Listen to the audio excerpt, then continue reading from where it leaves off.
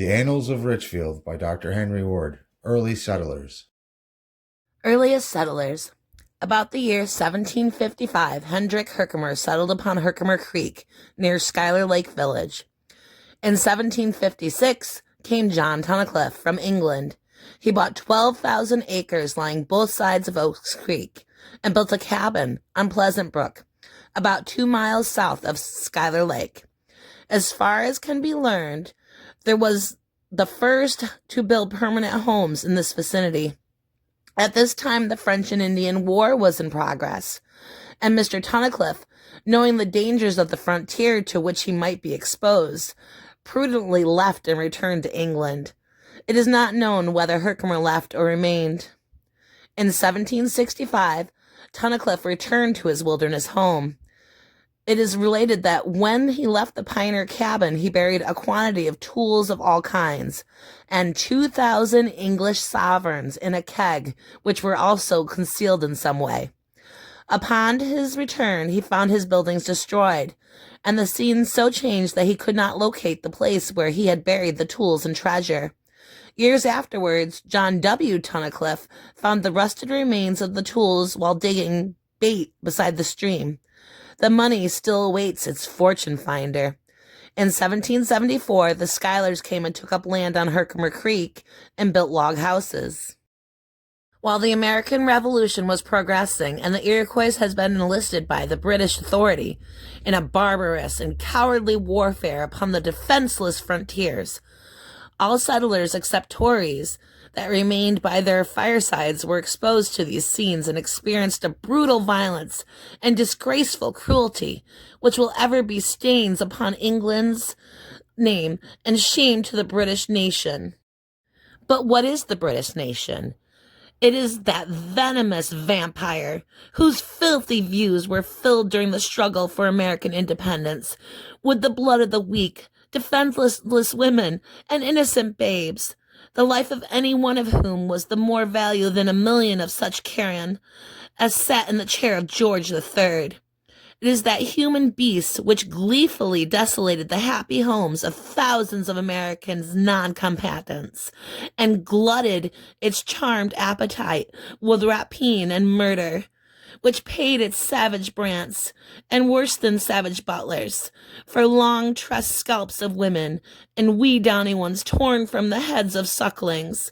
These scalps were stretched and dried upon small hoops, and tears were painted upon the tiny ones, to betoken the anguish of agonized mothers, and to satisfy more fully the atrocious flint-heartedness of the English ministry.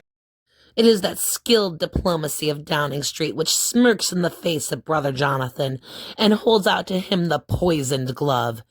It is the arrant coward which has not faced single-handed in nearly a century of constant quarreling any except the weakest peoples of the earth, that blustering bully which, too craven to meet a power anywhere near its equal, picks quarrels in all the ends of the earth with naked tribes and mistreats them to death.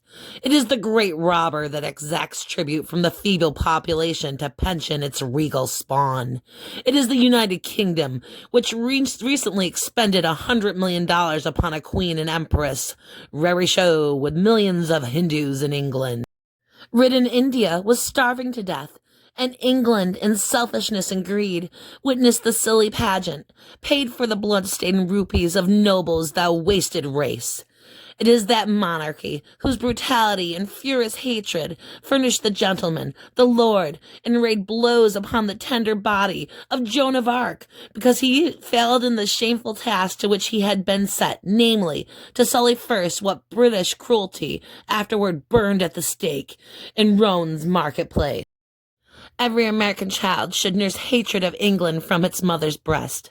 Hatred of England ought to be taught at the part of curriculum in every American school.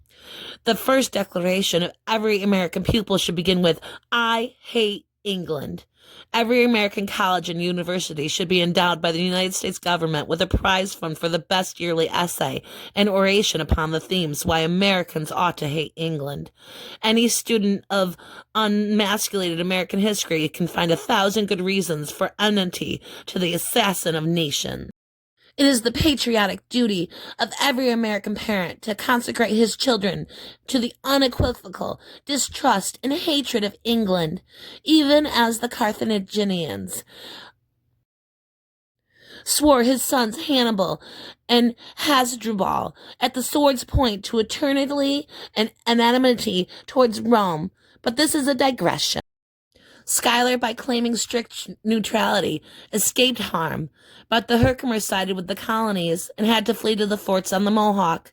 Tunnicliffe, being an Englishman in full sympathy with the crown, was unmolested by the roving bands of Indians under the leadership of Brant. Indeed, their relations were entirely amicable, as may be seen from the following excerpt.